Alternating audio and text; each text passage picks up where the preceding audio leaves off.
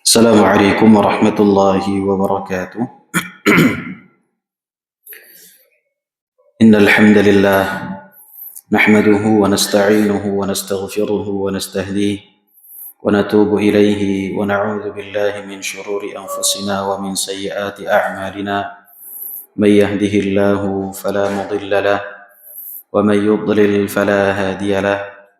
أشهد أن لا إله إلا الله وحده لا شريك له وأشهد أن محمدا عبده ورسوله صلى الله عليه وعلى آله وصحبه ومن اهتدى بهداه وقتفى أثره إلى يوم الدين وسلم تسليما كثيرا. أما بعد، معاشر المسلمين والmuslimat, hadirin hadirat rahimani wa rahimakumullah. Marilah kita senantiasa memanjatkan puji dan syukur kita kepada Allah Subhanahu wa taala yang memberikan limpahan karunia dan rahmat kepada kita semua, sehingga kita bisa memperbaiki kondisi hati kita, memperbaiki kondisi jiwa kita dalam perjalanannya menuju Allah Subhanahu wa taala. Salawat beserta salam semoga senantiasa tercurah limpahkan kepada Nabi kita Muhammad sallallahu alaihi wasallam, kepada keluarga beliau, para sahabat, serta orang-orang yang senantiasa mengikuti sunnah beliau hingga akhir zaman kelak. Ma'asyiral muslimin wal muslimat, hadirin hadirat rahimani wa rahimakumullah. Pada kesempatan malam hari ini insyaallah kita akan membahas tentang satu tema, yaitu tentang keutamaan dan hukum mempelajari ilmu syar'i. Kita akan mulai kajian kita yang rutin di setiap malam, kajian intensif ta'sil wa tashil. Ta'sil artinya adalah bagaimana kita membangun ilmu kita. Oleh karena itu, pembahasan-pembahasan yang insyaallah akan kita bahas setelah pekan ini adalah materi-materi yang sangat mendasar, yang pokok di dalam masing-masing dalam bidang ilmu. Kita membahas mulai dari fikih, kemudian akidah, kemudian akhlak, tazkiyatun nufus, sampai dengan pembahasan sirah nabawiyah. Semua itu adalah ta'sil, pendasaran ilmu syar'i. Yang kedua adalah tashil, yang artinya adalah mempermudah. Jadi kajian kita dibangun di atas dua pondasi. Yang pertama ta'sil, yang kedua tashil. Ta'sil pondasi dasar dalam ilmu. Tashil adalah bagaimana cara kita di dalam mempelajari atau bagaimana kondisi kita di dalam mempelajari ilmu tersebut dengan mudah. Dan kita buka materi kita dengan pekan muqaddimah, yang insyaallah akan kita mulai pada malam hari ini sampai dengan hari Jumat. Di malam hari ini kita akan membahas tema yaitu tentang keutamaan dan juga hukum mempelajari ilmu syar'i. Jadi ma'asyiral muslimin rahimani wa rahimakumullah, ada beberapa pembahasan yang akan kita kedepankan pada kesempatan malam hari ini. Yang paling utama adalah yang berkaitan dengan keutamaan dari ilmu syar'i. Keutamaan ilmu syar'i. Keutamaan ilmu syar'i, ma'asyiral muslimin rahimani wa rahimakumullah, adalah ibarat matahari di siang bolong. Artinya sangat jelas dan juga sangat nampak. Apabila kita memperhatikan dalil-dalil syar'i, dalil Al-Quran dan juga sunnah Rasulullah sallallahu alaihi wasallam, kita akan jumpai tentang keutamaan dari ilmu syar'i. Tidak ada yang lebih jelas dan gamblang untuk menggambarkan keutamaan ilmu syar'i kecuali tatkala Allah memuji orang-orang yang memiliki ilmu dan mencela orang-orang yang tidak memiliki ilmu. Allah Subhanahu wa taala mengatakan, "Qul hal yastawil ladzina ya'lamun walladzina la ya'lamun innama yatadzakkaru ulul albab.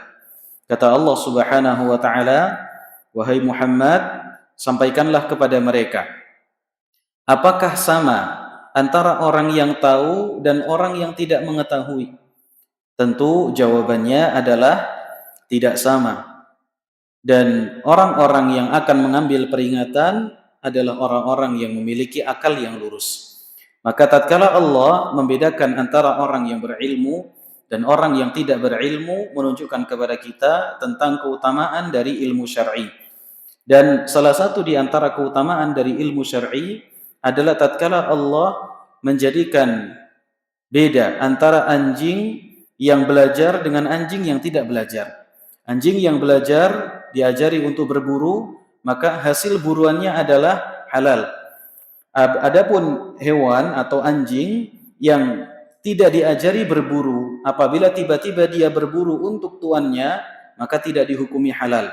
Anjing saja ma'asyiral muslimin yang belajar, Allah Subhanahu wa taala berikan hukum yang berbeda. Lantas bagaimana dengan orang-orang yang mempelajari ilmu syar'i? Apalagi ilmu yang dipelajari adalah ilmu tentang Allah Subhanahu wa taala, ilmu tentang Rasulnya, ilmu tentang agama Islam yang berkaitan dengan dunia dan juga akhirat. Maka kita akan bahas di poin yang pertama tentang keutamaan ilmu syar'i. Seperti yang tadi sudah kita sebutkan, bahwa keutamaan ilmu syar'i sangatlah nampak dan juga sangatlah banyak sekali. Al-Imam Ibnu Qayyim Al-Jauziyah rahimahullahu taala di dalam kitab beliau Miftah Daris Sa'adah wa Mansyur Walayati Ahli Ilmi wal Iradah, beliau menyebutkan 153 keutamaan bagi ilmu dan juga para ulama. Ya, beliau menyebutkan 153 keutamaan berdasarkan dengan dalil Quran, dalil sunnah dengan perincian yang sangat luar biasa indah, dan juga berdasarkan ucapan-ucapan dari para salaf, baik dari kalangan para sahabat, para tabi'in, dan para ulama yang lainnya. Jadi 153 ini ma'asyiral muslimin bukanlah semuanya. Masih banyak sekali keutamaan ilmu syar'i. Dan di antara keutamaan ilmu syar'i, di sini akan kita sebutkan beberapa di antaranya. Yang pertama adalah bahwa mempelajari ilmu syar'i merupakan sebab memperoleh pahala yang besar dan mengalir. Sebab memperoleh pahala besar dan juga pahala yang mengalir. Namun pahala ini ma'asyiral muslimin rahimani wa rahimakumullah terikat dengan satu tujuan utama dari dipelajarinya ilmu syar'i, yaitu apabila diajarkan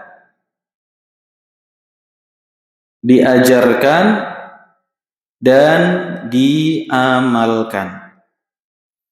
Apabila ilmu itu dipelajari, kemudian kita ajarkan, kita sampaikan kepada orang lain, meskipun satu ayat, meskipun satu hadis, kemudian kita fahamkan mereka, dan kemudian diamalkan, maka ini menjadi sebab terbesar seseorang itu akan memperoleh pahala yang besar di sisi Allah Subhanahu wa taala. Di antara dalil yang menunjukkan akan hal ini adalah sabda Nabi sallallahu alaihi wasallam tatkala beliau mengatakan, "Idza mata ibnu Adam inqata'a anhu 'amaluhu illa min thalath, illa min sadaqatin jariyah aw ilmin yuntafa'u bihi aw waladin salihin yad'u lah." Kata Nabi sallallahu alaihi wasallam, apabila meninggal salah seorang dari anak Adam, maka inqata'a anhu 'amaluhu, maka akan terputus darinya amalannya. Dia tidak akan bisa mengerjakan amal ibadah lagi. Tidak akan bisa mengerjakan sholat, tidak akan bisa mengerjakan puasa, tidak akan bisa membaca Al-Quran. Apabila ada orang meninggal dunia masih bisa membaca Al-Quran, artinya dia belum meninggal dunia. Taib. Illa min thalath, kecuali dari 3 perkara. Kecuali dari 3 perkara. Yang pertama kata Nabi SAW, illa min sadaqatin jariyah, kecuali dari sedekah yang mengalir. Sedekah yang mengalir artinya adalah sedekah yang mengalir pahalanya. Kapan mengalir pahalanya? Pahala itu akan mengalir apabila barang itu masih dimanfaatkan. Selama barang dimanfaatkan, Al-Quran yang dibaca, kitab yang digunakan, sumur yang airnya diambil, mushaf atau kitab atau sumur, atau misalnya perkara-perkara yang lainnya, karpet, ya, perkakas, perangkat untuk kajian dan yang sebagainya. Apabila itu masih berjalan, dimanfaatkan untuk kebaikan, maka selama itu pula maka pahalanya akan didapatkan. Adapun apabila sudah tidak dimanfaatkan lagi, maka tidak akan mengalir pahalanya. Kemudian yang kedua, kata Nabi SAW, au ilmin yuntafa'u bih, atau ilmu yang dimanfaatkan. Inilah yang kita maksud dalam pembahasan ini, yaitu seseorang yang memiliki ilmu dan ilmu itu dimanfaatkan. Apabila ilmu itu dimanfaatkan, dipelajari, diajarkan, disampaikan, diamalkan, maka ilmu itu akan memberikan pahala bagi seseorang.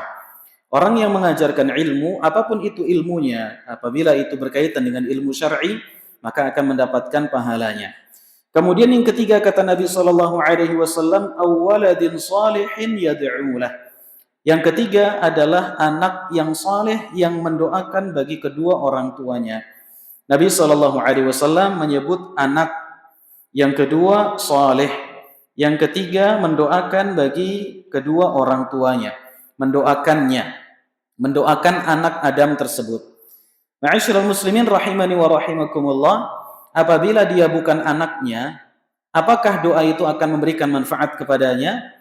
Apabila seseorang meninggal dunia, didoakan oleh saudaranya, tetangganya, apakah bermanfaat untuk dia? Jawabannya iya.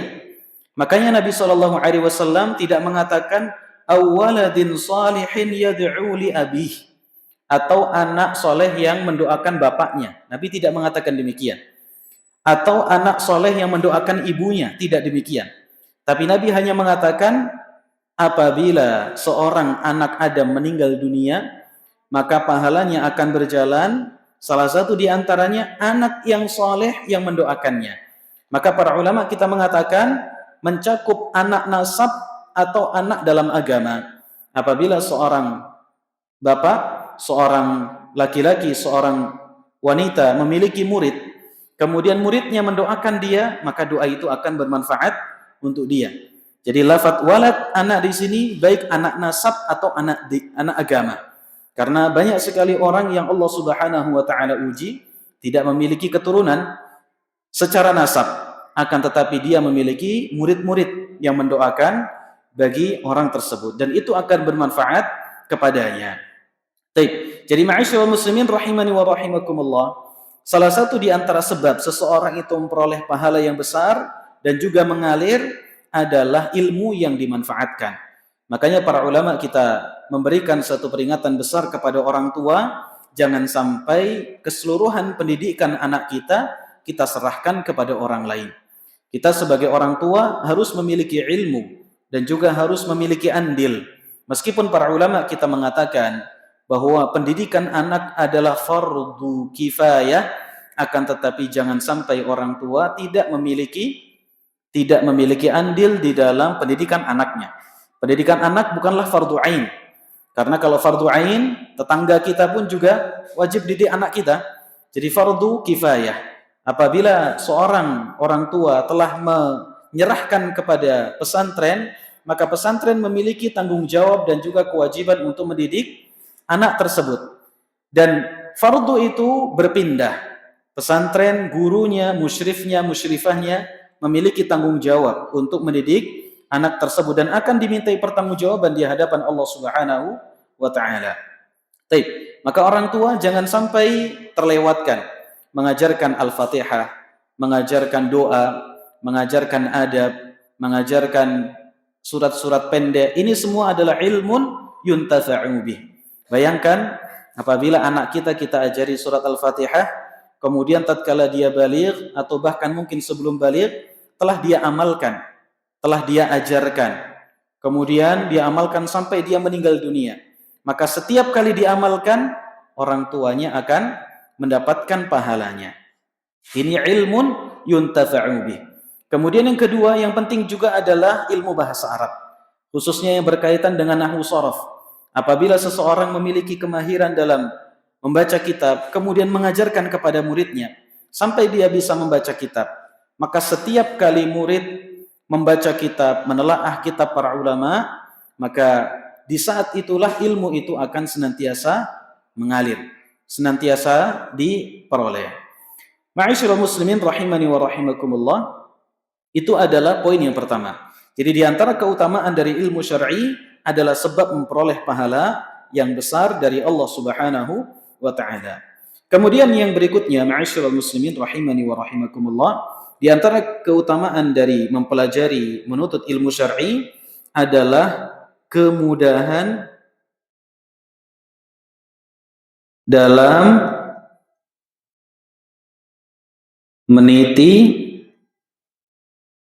jalan surga. Allah Subhanahu wa taala akan memberikan kemudahan kepada seorang muslim untuk meniti jalan menuju surganya Allah Subhanahu wa taala. Dalam hadis yang masyhur, Rasulullah sallallahu alaihi wasallam mengatakan, "Man salaka tariqan yaltamisu fihi ilman sahhalallahu lahu bihi tariqan ilal jannah." Barang siapa yang menempuh suatu jalan. Lafaz jalan Rasulullah sallallahu alaihi wasallam sebutkan dalam bentuk isim nakirah, di mana isim nakirah seperti yang sudah kita sering ulang-ulangi menunjukkan umum. Nakirah menunjukkan umum.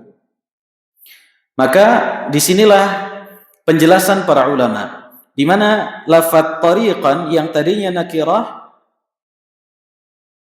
menunjukkan keumuman mencakup dua. Yang pertama adalah tariqan hissiyan, yang kedua adalah tariqan ma'nawiyan. Barang siapa yang menempuh jalan yang pertama adalah jalan secara hissi, secara indrawi. Artinya dia keluar dari rumahnya, mengambil sandalnya, mengeluarkan kendaraannya menuju majelis ilmu. Itu yang pertama. Yang kedua, ma'nawiyan, jalan yang bersifat ma'nawi. Artinya dia duduk di rumah, akan tetapi dia mendengarkan ilmu, menghafal, membaca, memurajaah, tidak ada langkah yang dia lakukan, akan tetapi dia menempuh perjalanan dengan cara yang ma'nawi, dengan cara menghafal dan yang lain sebagainya. Maka keduanya ini masuk ke dalam kategori salaka tariqan, menempuh perjalanan, baik perjalanan hissi maupun perjalanan ma'nawi. Kemudian yaltamisu fihi ilman. Rasulullah sallallahu alaihi wasallam menyebutkan lafaz yaltamisu fihi ilman. Ini adalah jumlah fi'liyah. Jumlah fi'liyah yang jatuh setelah isim nakirah adalah sebagai na'at. Adalah sebagai na'at atau sifat. Artinya, barang siapa yang menempuh suatu jalan, yang di dalam jalan tersebut dia menuntut ilmu. Artinya, dia tidak biarkan perjalanannya tanpa ilmu. Dia berusaha iltimas. Yang disebut dengan iltimas, kalau saya bahasakan dengan bahasa Jawa artinya adalah luru. Luru itu kalau orang panen sawit terus dia mau cari brondolannya. Dia nggak punya pohon sawit, nggak punya kebun sawit, tapi dia ingin punya uang, maka dia yaltamis. Yaltamis itu adalah bagaimana caranya dia bisa mengumpulkan sisa-sisa biji sisa-sisa biji sawit yang jatuh dari tandannya. Dicari, dibuka semak-semaknya. Kalau nggak ada di sana, barangkali di sana. Kalau nggak ada di sana, barangkali di sini. Kalau nggak ada di sini, barangkali di sana. Kalau pagi nggak ada, mungkin siang. Kalau siang nggak ada, mungkin agak sore. Kalau sore nggak ada, belum dapat, mungkin dilanjut malam. Itu namanya yaltamis. Bukan yaltamis apabila seseorang datang dapat atau tidak dapat terserah. Kalau nggak ada di sini pulang. Kalau bukan jadwalnya tidak dilihat. Ini namanya tidak yaltamis. Maka lafadz yaltamis menunjukkan kesungguhan. Menunjukkan kesungguhan tatkala seseorang itu hendak mempelajari ilmu.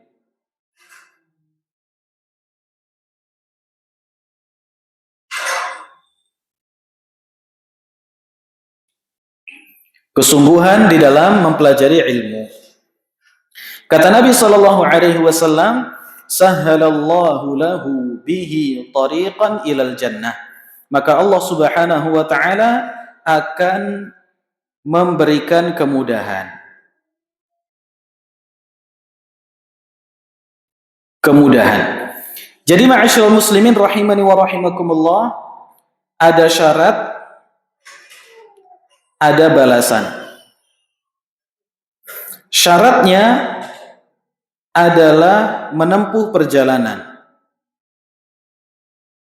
Menempuh jalan. Baik hissi atau ma'nawi.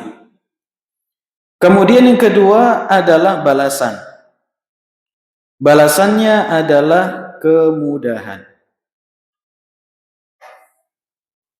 Kemudahan di dalam menempuh jalan menuju surga. Apa yang dimaksud dengan menempuh jalan dan kemudian diberikan kemudahan? Yang dimaksud dengan menempuh jalan dan juga diberikan kemudahan di dalam menuju surga adalah seseorang memadukan hadis ini dengan hadis Nabi SAW yang lainnya. Tatkala Nabi SAW mengatakan, "Huffatil jannatu bil makari wa huffatin naru bisyahwat." Surga itu akan Allah Subhanahu wa taala kelilingi dengan perkara-perkara yang dibenci oleh seseorang. Seseorang harus salat, seseorang harus jihad, seseorang harus membaca Al-Quran,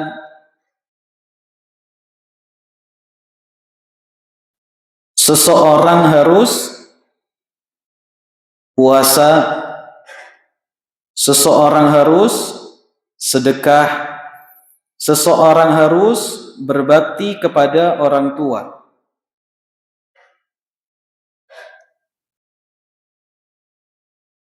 Seseorang harus melakukan banyak sekali amalan. Orang yang menempuh perjalanan untuk menuntut ilmu syar'i, Allah Subhanahu wa taala akan memberikan kemudahan kepada dia untuk salat. Allah akan berikan kemudahan kepada dia untuk jihad. Allah akan berikan kemudahan kepada dia untuk membaca Al-Quran.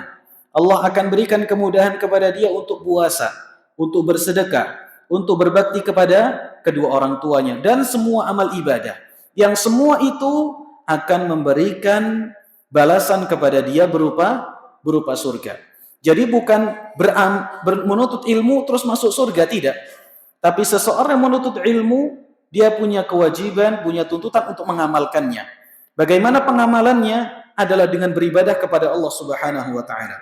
Seseorang akan diberikan kemudahan untuk salatnya, jihadnya, semuanya apabila dia memiliki ilmu. Orang yang memiliki ilmu akan mudah mengamalkan salatnya.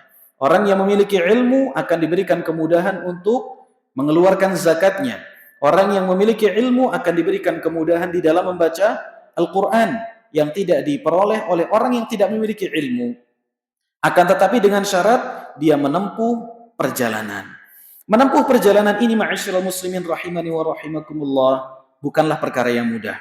Seseorang harus kehilangan uangnya, harus kehilangan waktunya, seseorang harus kehilangan anggota badannya, seseorang harus kehilangan dunianya, seseorang harus kehilangan apa yang sebenarnya dia inginkan. Oleh karena itu, sebagian para salaf mengatakan, la yatlubul ilma rajulun hatta ba'a saqfa darih. Tidak akan pernah disebut sebagai seorang penuntut ilmu sampai dia menjual atap dari rumahnya. Menunjukkan kepada kita ma'asyiral muslimin bahwa untuk mudah menuju surga butuh menempuh perjalanan, dan menempuh perjalanan bukanlah sesuatu yang mudah. Insyaallah pada sesi yang akan datang kita akan membahas tentang bagaimana perjalanan para ulama, pengorbanan mereka di dalam mempelajari dan juga menuntut ilmu syar'i, sehingga Allah Subhanahu wa taala berikan kemudahan kepada mereka untuk mati dan meninggal di jalan Allah Subhanahu wa taala. Kemudian keutamaan yang ketiga ma'asyiral muslimin. Keutamaan bagi orang yang menuntut ilmu syar'i adalah bahwasanya ilmu merupakan sebab kebaikan. Merupakan sebab kebaikan pada diri seseorang. Nabi SAW mengatakan, "Man yuridillahu bihi khairan yufaqihu fid din." Nabi SAW mengatakan, barang siapa, man adalah isim mausul yang menunjukkan laki-laki dan juga perempuan, dewasa atau anak-anak. Apabila orang tua, suami, istri, anak-anak, bapak-bapak, semuanya, yuridillahu bihi khairan, Allah inginkan kebaikan pada diri dia. Lafaz khairan sekali lagi nakirah. An-nakiratu fi siyaqi syart. Ada isim nakirah yang masuk ke dalam lingkungan kalimat yang berisi syarat, maka dia ta'um, menunjukkan umum. Barang siapa yang Allah inginkan kebaikan pada diri dia, kebaikan ini mencakup semuanya, kebaikan pada dirinya, kebaikan pada usianya, kebaikan pada hartanya, kebaikan pada keturunannya, kebaikan pada kendaraannya, kebaikan pada apa lagi? Waktu. Semuanya khairan. Barang siapa yang Allah ingin berikan kebaikan pada dia, kebaikan pada semuanya, maka Allah Subhanahu wa taala yufaqihu fid din. Yang pertama, kata Nabi SAW, yufaqihu. Allah Subhanahu wa taala akan memberikan al-fiqh. Apa itu al-fiqh? Para ulama kita mengatakan al-fahmud daqiq. Yang disebut dengan fikih adalah pemahaman yang mendalam. Barang siapa yang dia pingin barang siapa yang Allah kehendaki kebaikan pada diri dia, maka Allah akan berikan pemahaman yang rinci fiddin, di dalam agama kepada dia. Jadi sebab kebaikan itu ma'asyiral muslimin adalah al-fiqhu fiddin. Seseorang memahami di dalam urusan agama. Bukan barang siapa yang Allah inginkan kebaikan pada dia, dia pasti sekolah. Barang siapa yang Allah inginkan kebaikan pada dia, dia pasti S1, dia pasti S2, dia pasti S3, dia pasti jadi ustadz. Tidak. Tapi Allah Subhanahu wa taala, kata Nabi SAW, patokannya satu. Allah akan memberikan pemahaman bagi dia di dalam urusan agama. Jadi yang menjadi patokan bukan sekedar pernah belajar. Karena sekedar pernah belajar tidak melazimkan orang itu faham. Yang dimaksud sebab kebaikan adalah orang itu faham. Sebab kebaikan untuk membayar zakat adalah orang itu faham tentang fikih zakat. Bukan sekedar saya pernah belajar zakat. Di dalam masalah waris misalnya, orang faham kebaikan dia di dalam mengatur harta waris adalah pemahaman dia di dalam masalah pembagian harta waris. Bukan sekedar pernah belajar. Kebaikan seseorang di dalam membaca Al-Quran ditentukan dengan seberapa faham dia di dalam memahami kaedah-kaedah ilmu tajwid. Bukan seberapa pernah dia belajar tentangnya. Makanya orang yang belajar tentang ilmu syar'i tidak faham, Allah akan berikan keutamaan tentang dia. Duduknya dia di majelis ilmu meskipun tidak faham, ada pahalanya. Kesungguhan dia untuk menghadiri majelis ilmu meskipun tidak faham, ada pahalanya. Akan tetapi orang yang duduk di majelis ilmu kemudian dia faham, maka Allah Subhanahu wa taala akan memberikan keutamaan yang lebih kepada orang tersebut.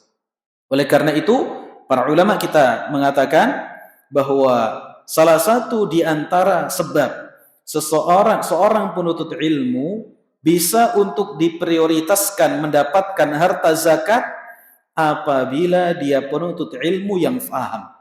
Ya, apabila dia seorang penuntut ilmu yang faham. Kemudian kata Nabi SAW, fiddin, yufaqihu fiddin. Kalau kita belajar bahasa Arab, lafadz fiddin ini adalah muta'alliq, sesuatu yang bergantung. Bergantung kepada apa? Bergantung kepada lafadz yufaqih. Allah memberikan pemahaman kepada dia. Pemahaman ini bukan pemahaman yang bersifat mutlak, tapi ada pengikat yang disebutkan oleh Nabi SAW, yaitu fiddin, di dalam agama. Kebaikan dalam diri, kebaikan dalam usia, kebaikan di dalam keturunan, kebaikan di dalam harta, kebaikan dalam kendaraan, kebaikan dalam waktu, semua kebaikan secara mutlak tidak ada yang bisa menjamin di atasnya kecuali pemahaman seseorang di dalam urusan agama. Adapun pemahaman seseorang di dalam urusan dunia bisa jadi menjamin salah satu di antaranya. Orang yang faham tentang bisnis bisa jadi Allah akan berikan kepada dia kebaikan di dalam hartanya, tidak pada keluarganya. Allah bisa jadi berikan kebaikan kepada hartanya, tidak pada keturunannya, tidak pada perkara yang lain, tidak pada waktunya. Tapi orang yang memiliki ilmu dan juga faham, maka Allah Subhanahu wa taala akan berikan kepada semua hal yang berkaitan dengan dirinya.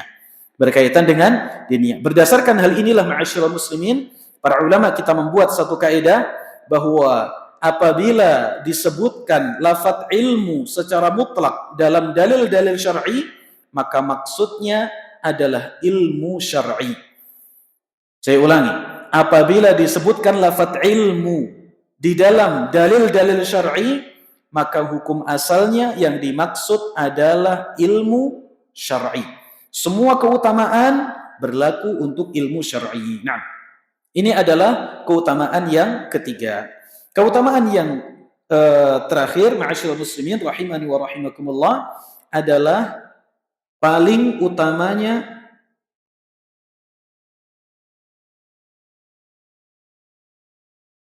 atau anak ganti saja. Lebih utama dari makan dan minum. Lebih utama dari makan dan minum. Kita sering mengira ma'asyiral muslimin bahwa makan dan minum adalah perkara yang paling darurat yang dibutuhkan oleh seseorang. Imam Ahmad ibn Hanbal rahimahullahu taala, ini dinukil oleh Ibnu Qayyim al-Jauziyah dalam Ibnu Qayyim al-Jauziyah dalam Miftah Darus Sa'adah, dan seingat ana juga disebutkan oleh Imam Ibnu Rajab dalam Dhail Tabaqatul Hanabilah. Beliau mengatakan hajatun nasi ilal ilm asyaddu min hajatihim ila ta'ami wasyarab. Kata Imam Ahmad, kebutuhan seseorang terhadap ilmu lebih besar daripada kebutuhan seseorang terhadap makan dan minum.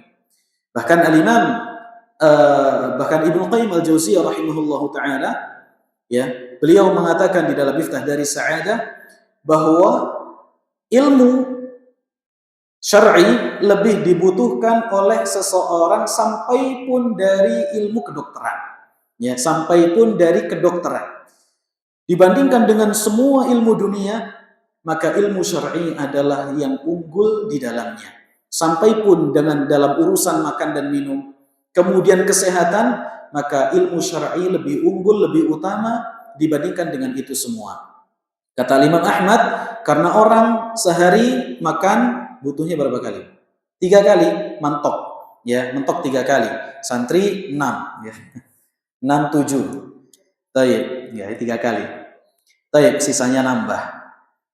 Akan tetapi ma'asyiral muslimin, ilmu syar'i dibutuhkan oleh seseorang 24 jam. Orang sampai pun orang mau makan, saat makan, setelah makan butuh ilmu. Setelah makan dia mau membuang apa yang dia makan, itu pun butuh ilmu. Bangun tidur butuh ilmu. Mau tidur butuh ilmu. Sampai pertengahan tidur butuh ilmu. Siapa yang bisa berikan contoh pertengahan tidur butuh ilmu? Bisa begini Pak, kita tengah malam lilir ya, terus kemudian kita membaca dan seterusnya, maka jika kita berdoa, doanya dikabulkan, kemudian kita wudhu, sholat maka sholat lima, dan itu bisa dilakukan mereka yang berilmu. Mumtaz, ini jawaban yang benar. Jawaban yang benar. Melilir, zikir seseorang tatkala melilir. Kenapa Nabi SAW memberikan 2 janji? Barang siapa yang melilir membaca doa, kemudian setelah itu apabila dia berdoa akan dikabulkan, dan apabila dia sholat akan diterima. Kata Nabi, kata para ulama, karena itu adalah posisi yang paling sulit dilakukan oleh seseorang. Ini orang percaya jajanan. Bertangi, belut muyo, bermuyo, apa Pak? A. Tidur, B. Zikir. Pilihan. Pilihan paling banyak tidur. Pilihan paling banyak tidur. Jadi itu adalah salah satu di antara sampai pun seseorang di tengah tidur dia apa? Membutuhkan ilmu. Mau ke kamar mandi butuh ilmu. Di dalam kamar mandi butuh ilmu. Keluar dari kamar mandi butuh ilmu. Kemudian mau berangkat kerja butuh ilmu. Pulang kerja butuh ilmu. Masuk rumah butuh ilmu. Keluar rumah butuh ilmu. Di dalam rumah butuh ilmu. 24 jam seseorang tidak lepas dari ilmu syar'i. Berarti orang yang kehidupannya tidak lekat dengan ilmu sangat jauh dari keberkahan dari Allah Subhanahu wa taala. Sedangkan makan 3 kali sehari. Makan, minum, makan, minum, makan, minum, ya. Maka semua ini ma'asyiral muslimin menunjukkan kepada kita tentang urgensinya ilmu daripada makan. Jangan kita katakan nggak usah makan kalau begitu, ini keliru. Ya, keliru. Seseorang butuh makan, butuh minum, ya, supaya apa? Supaya dia bisa mempelajari ilmu syar'i. Supaya dia bisa mempelajari ilmu syar'i. Nah, jadi ini ma'asyiral muslimin beberapa hal yang berkaitan dengan keutamaan dari ilmu syar'i, dan tentunya masih sangat banyak sekali keutamaan dari ilmu syar'i. Dan tadi Anda nasihatkan untuk membaca kitab Miftah dari Sa'adah wa Mansyur Walayati Ahli Ilmi wal Iradah. Ya, tercetak ada yang 1 jilid, ada yang 3 jilid. Yang paling bagus adalah yang ditahqiq oleh Syekh Bakar bin Abdullah Abu Zaid. Ya, beliau mengoreksi satu kelompok yang membahas tentang kitab Miftah dari Sa'adah. Nah, kemudian ma'asyiral muslimin rahimani wa rahimakumullah, pembahasan yang kedua yang tidak kalah penting untuk kita ketahui adalah tentang macam-macam ilmu. Macam-macam ilmu.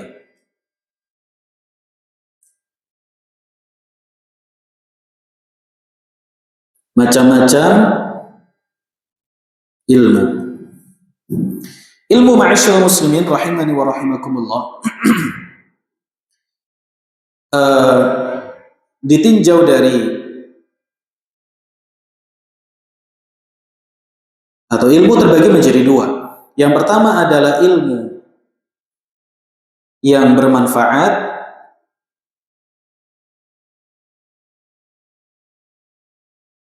Yang kedua adalah ilmu yang tidak bermanfaat.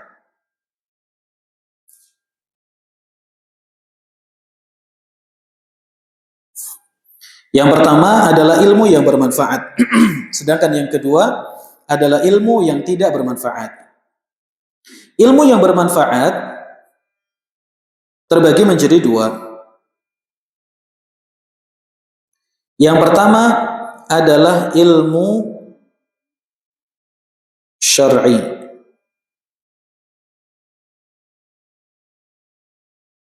Yang kedua adalah ilmu dunia. Ilmu yang bermanfaat ada dua. Yang pertama adalah ilmu syar'i, yang kedua adalah ilmu dunia. Ilmu syar'i terbagi menjadi dua. Yang pertama ilmu al-maqasid. Yang kedua ilmu wasail. Ilmu terbagi menjadi dua. Yang pertama ilmu maqasid, ilmu yang menjadi tujuan. Ilmu yang menjadi tujuan seseorang itu untuk itu. Ilmu maqasid yang pertama adalah tafsirul Quran.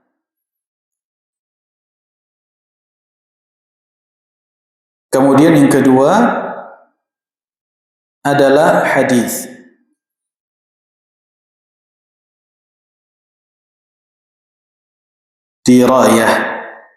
Dirayatul hadis.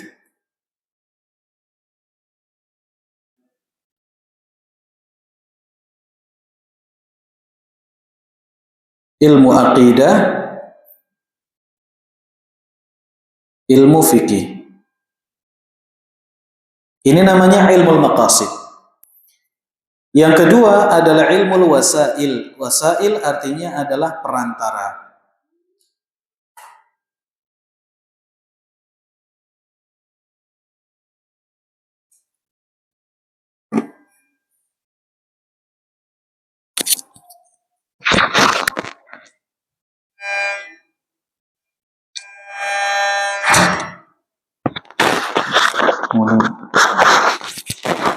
Ganggu soalnya Pak suara nenek niki.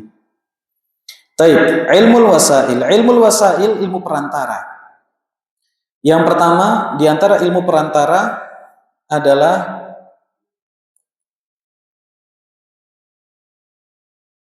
bahasa Arab.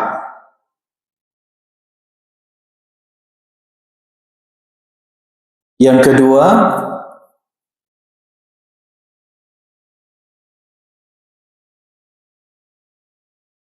ilmu Al-Quran.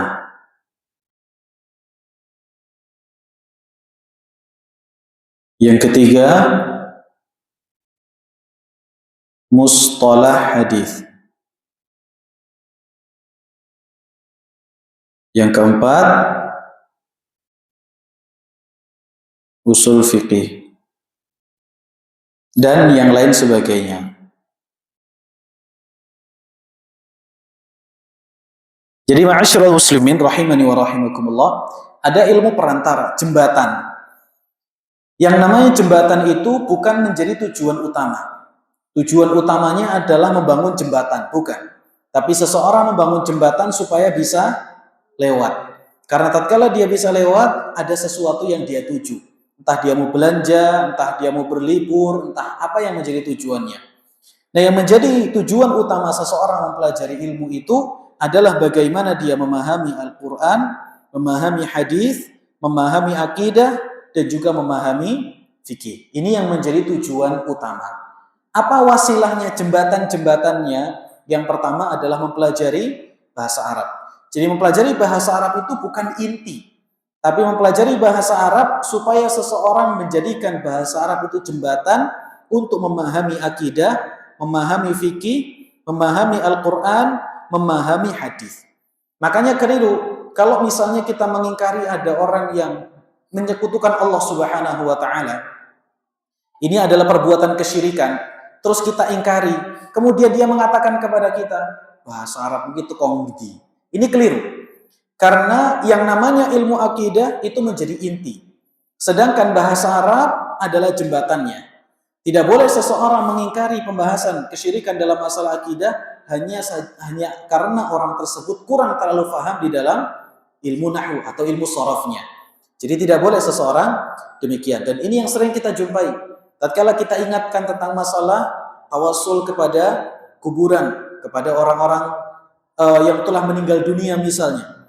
Kemudian tatkala diingatkan bahwa ini adalah pengingkaran, jawabannya bahasa Arabmu sudah sampai mana? Ini keliru, ya. Karena tidak boleh seseorang mengingkari yang menjadi inti hanya karena jembatannya belum terbangun. Nah, kemudian ada ilmu Al-Quran, ulumul Quran, ya. Ada ilmu tafsir dan yang lain sebagainya. Kemudian ada ilmu mustalahul hadis, kemudian ada ilmu usul fiqih dan yang lain sebagainya. Nah, ini adalah ilmu al-wasail yang semuanya merupakan bagian dari ilmu syar'i. Sedangkan yang kedua adalah ilmu dunia. Ilmu dunia seperti apa? Kedokteran, pertanian, kemudian peternakan. Apakah seseorang diperintahkan untuk mempelajari ilmu dunia? Apa jawabannya, Pak? Diperintahkan atau tidak? Diperintahkan. Apa dalilnya? Apa dalilnya kita diperintahkan mempelajari ilmu dunia? Oh, Pak. Hadiahnya umroh ini. Berangkat sendiri tapi. Bukan berangkatnya aku yang durung, berangkatnya uang. Hah? Al-Qasas 77. Wah, itu Pak, jadi masalah. Apa itu ayatnya, Pak?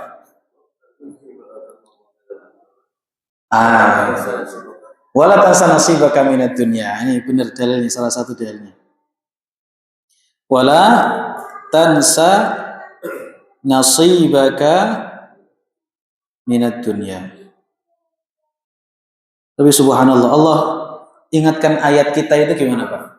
Wabtaghi fima ataka Allahu daral akhirah. Kamu kalau berusaha beramal itu pokoknya akhirat. Kalau dunia, wala tansa, jangan lupa, subhanallah. Kalau kita dunia, jangan lupa akhirat. Ini beda ya, Pak, subhanallah. Baik, dalil spesifik yang lain kata para ulama, salah satu di antaranya adalah tatkala Nabi Shallallahu Alaihi Wasallam mengatakan ihris ala ma yanfa'uka. Orang itu kadang-kadang belajar matematika males, Pak. Kenapa? Ini kan ilmu dunia aja, ya kan? Bahasa Inggris males, ini kan ilmu apa? Dunia. Padahal Nabi Shallallahu Alaihi Wasallam mengatakan ihris ala ma yanfa'uk. Bersemangatlah engkau atas apa yang memberikan manfaat kepadamu. Orang belajar peternakan bermanfaat tidak, Pak? Bermanfaat. Maka dalilnya ihris, harus semangat. Orang belajar matematika, kalau penjual, dia pedagang, nggak bisa matematika, orang beli pakai duit 100.000, dikembalikan 500.000, Pak. Tekor, gitu ya. Kenapa? Karena nggak punya apa? Nggak punya duit. Oh, nggak punya duit. Duitnya punya, kalau membalikan 500.000 nggak punya duit. Karena nggak tahu apa? Nggak tahu nominal, nggak tahu angka, gampang dibohongi. Ya, makanya ketidaktahuan terhadap perkara dunia itu apa? Kadang-kadang nyesek. Orang pesennya apa? Kulkas, yang datang lemari es juga mau diterima, Pak. Pesennya saya kan kulkas, kok yang datang lemari es. Karpe sampean. Subhanallah. Ini apa? Jadi orang belajar matematika harus semangat atau tidak? Harus semangat, wajib menghormati guru dan yang lain sebagainya. Belajar pertanian harus semangat tidak, Pak? Harus semangat. Bengkel belajar harus semangat, harus semangat. Ini adalah perkara dunia. Tidak boleh orang menyepelekan. Karena tadi ilmu yang bermanfaat ada dua, ada ilmu dunia dan juga ada ilmu akhirat. Ilmu dunia adalah ilmu-ilmu yang bermanfaat. Dan Nabi SAW mengatakan, ihris ala ma yanfa'u. Bersemangatlah atas apapun yang memberikan manfaat kepadamu. Kenapa? Lafadz ma di sini ma mausul, menunjukkan umum. Ya, kalau jenengan perhatikan dari tadi, ana sering menyebutkan ini menunjukkan umum, ini menunjukkan begini, ini maknanya begini. Ini semua dibangun dari bahasa Arab. Makanya sekali lagi, ini termasuk di antara dalil bukti pentingnya seseorang itu mempelajari bahasa Arab. Wallahu ta'ala a'lam bishawab. Kita lanjutkan sedikit nanti setelah adzan. Wassallallahu wasallam ala nabiyina Muhammad.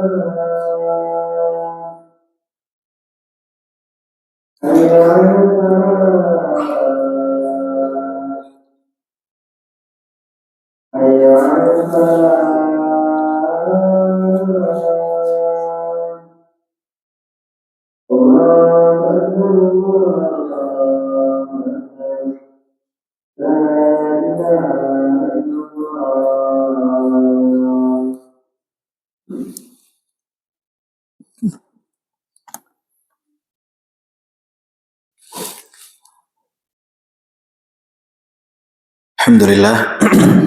Wassalatu wassalamu ala Rasulillah wa ala alihi wa sahbihi wa man tabi'ahu wa nasarahu wa wala. Wa ba'd. Baik, jadi ilmu yang bermanfaat ada dua. Ada kalanya ilmu syar'i dan yang kedua ada kalanya ilmu dunia. Dan ilmu syar'i ada dua, ada ilmu maqasid, ilmu yang menjadi tujuan utama. Yang kedua adalah ilmu wasail, ilmu yang menjadi perantara, yang menjadi jembatan. Kemudian yang kedua adalah ilmu dunia. Ya, dan ilmu dunia ini ma'asyiral muslimin tentu secara kedudukan lebih rendah daripada ilmu syar'i. Makanya termasuk di antara perkara yang paling utama untuk menyibukkan diri seseorang adalah dengan ilmu syar'i. Jadi jangan pernah kita alasan nganggur. Ngopo Kang? Kok linggo nganggur, subhanallah. Ya, jadi jangan sampai kita nganggur. Kita sibukkan diri kita dengan ilmu syar'i. Kemudian yang kedua ma'asyiral muslimin adalah ilmu yang tidak bermanfaat. Ilmu yang tidak bermanfaat terbagi menjadi dua.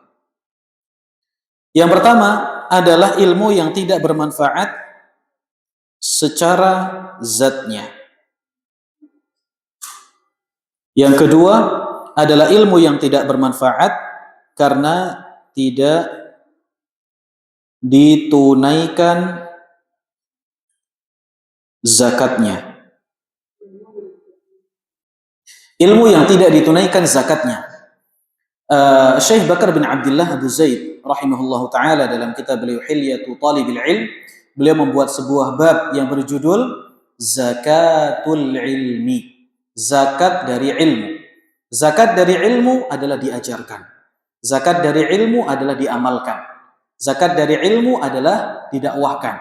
Jadi orang yang tidak menunaikan zakatnya ilmu, maka ilmunya tidak akan diberkahi. Tidak ada keberkahan di dalam ilmu tersebut. Jadi secara zat ilmu tersebut bermanfaat. Akan tetapi pada diri orang tersebut, ilmu tersebut tidak menjadi ilmu yang bermanfaat. Maka ilmu ini masuk ke dalam kategori ilmu yang tidak bermanfaat. Kenapa? Karena tidak ditunaikan zakatnya oleh orang yang memilikinya. Meskipun ma'asyiral muslimin mengamalkan ilmu tidak semuanya wajib. Mengamalkan ilmu itu wajib atau tidak, Pak? Semuanya? Tidak. Yang wajib yang mana, Pak? Yang benar. Yang jelas itu, Pak. Yang nggak benar ya nggak usah diamalkan, belajar sihir malah diprakteknya. Baik. Jadi mengamalkan ilmu ada suatu risalah yang bagus yang ditulis oleh Syekh Abdus Salam Ibnu Barjas Alu Abdul Karim. Judulnya adalah Ta'zimus Sunnah. Ana lupa judulnya karena 5 tahun atau 7 tahun yang lalu ana baca. Jadi mengamalkan ilmu itu tidak semuanya wajib. Mengamalkan ilmu ada yang wajib, ada yang sunnah. Yang wajib adalah apa yang dipelajari perkara yang wajib. Orang belajar sholat, setelah dia belajar, dia tahu sholat itu wajib. Apa mengamalkan ilmu yang wajib ini? Wajib. Ya, mengamalkan ilmu ini hukumnya adalah wajib. Adapun perkara yang sunnah, maka mengamalkannya pun juga sunnah. Hanya ada khilaf di kalangan para ulama apabila sunnah itu sunnah muakkadah atau sunnah ghairu muakkadah.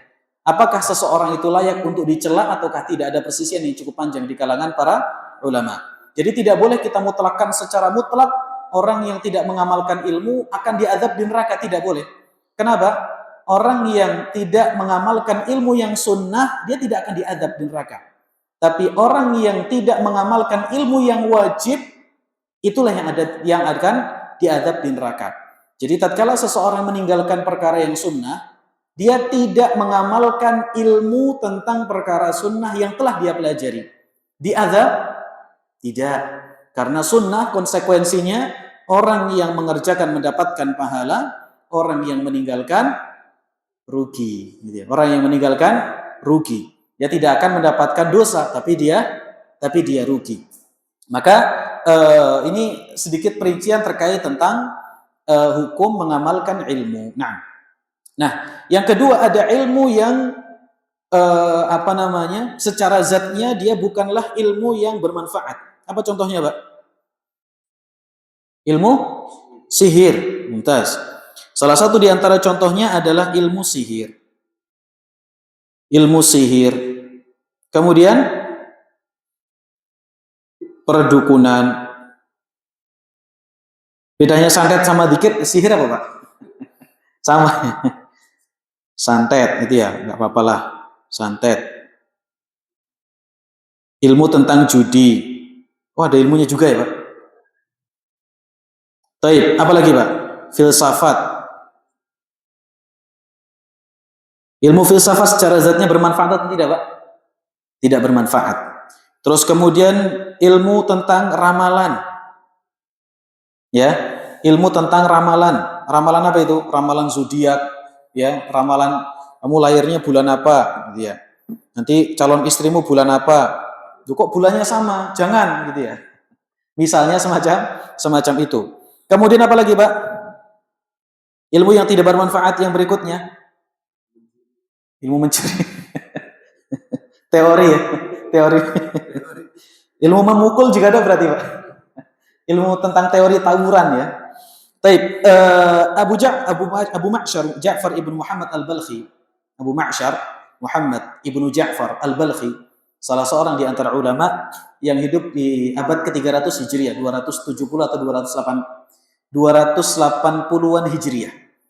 Beliau hidup semasa dengan Al-Imam Al-Bukhari, Al-Imam Muslim, Al-Imam Ahmad ibnu Hanbal, kemudian imam-imam sunan, ya, sezaman dengan Imam Abu Dawud, Imam Tirmidzi dan sebagainya.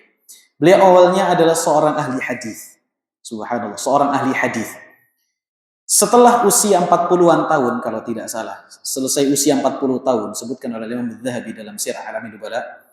Setelah 40-an tahun, beliau coba-coba pengen belajar ilmu perdukunan. Subhanallah, coba pengen apa? Awalnya dia tidak belajar dukun, tapi belajar tentang ilmu perbintangan. Belajar ilmu perbintangan, terus kemudian ilmu ABC, sampai akhirnya dia belajar ilmu tentang perdukunan.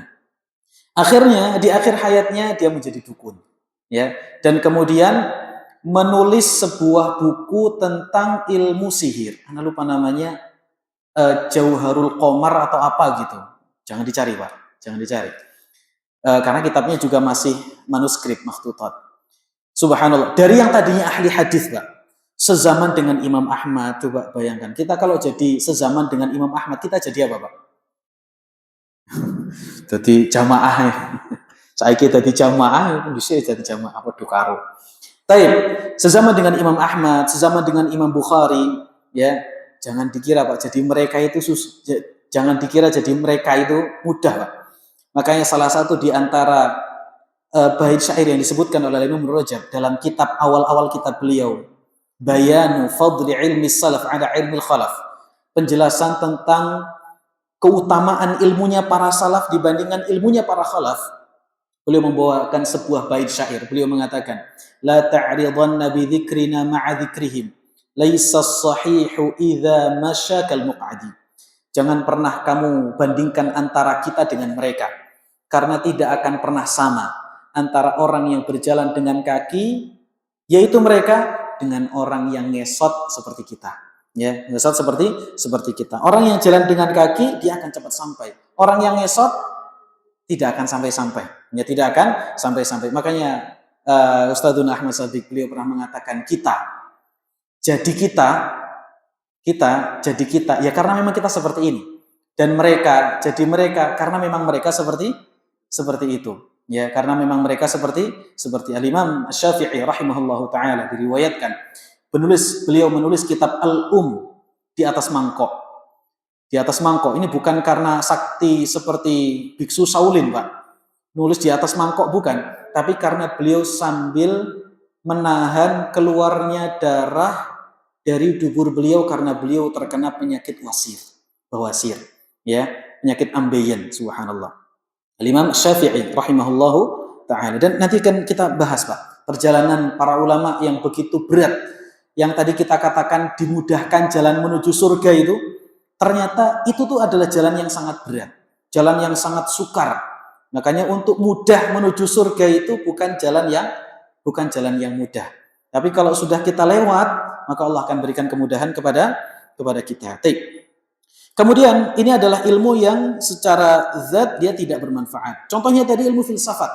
Al-Imam Abul Ma'ali Al-Juwaini rahimahullahu taala disebutkan oleh Abu Ja'far Faqih, Abu Ja'far Al-Faqih, disebutkan juga oleh Al-Imam Ibnu Taimiyah rahimahullahu taala, tatkala beliau berpuluh-puluh tahun bergelut dengan ilmu filsafat, ya, dengan ilmu filsafat setiap hari sampai di penghujung hayatnya beliau mengatakan ashhidu alayya anni tubtu mimma qaddamtu alayhi.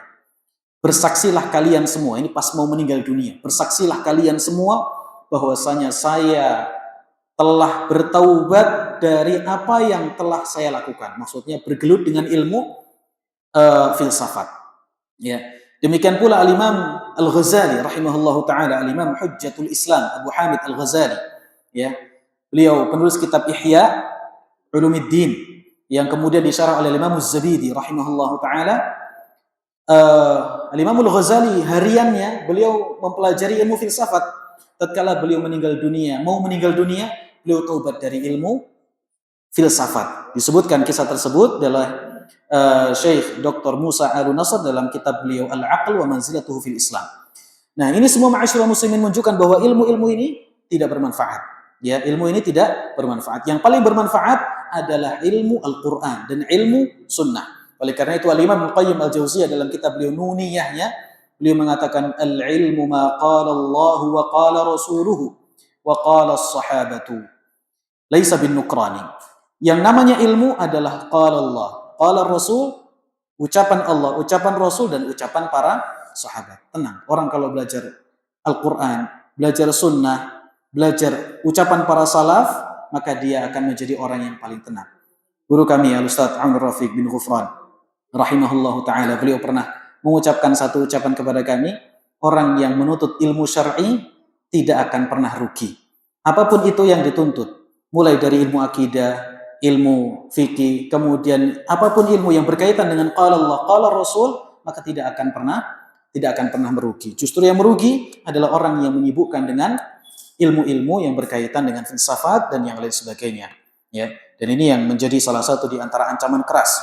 Al-Imam Syafi'i rahimahullahu taala seperti yang disebutkan dalam kitab Syarh Usul I'tiqad Ahli Sunnah wal Jamaah karya Al-Imam Al-Lalaka'i.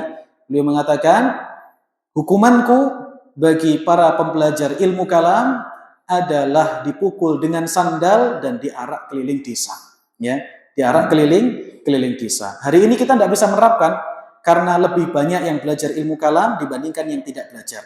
Justru kita yang akan diarak ya kalau zaman sekarang. Nah, wallahu taala a'lam bissawab ma'asyiral muslimin. Itu yang bisa kita bahas pada kesempatan malam hari ini dan insyaallah kita akan lanjutkan dengan materi yang berikutnya pada pembahasan-pembahasan berikutnya. Semoga Allah Subhanahu wa taala memberikan ilmu yang bermanfaat kepada kita semua, menjadi hujjah untuk kita, bukan ilmu yang akan menghujat kita di hadapan Allah Subhanahu wa taala. Dan sebagai informasi, untuk pekan ini belajar Iqra-nya masih belum karena kami masih fokus untuk santri baru ya. Jadi harap dimaklumi, insyaallah pekan depan setelah jadwal bisa kita rapihkan dan yang lain sebagainya, kita akan mulai belajar Al-Quran dan juga Iqra lagi.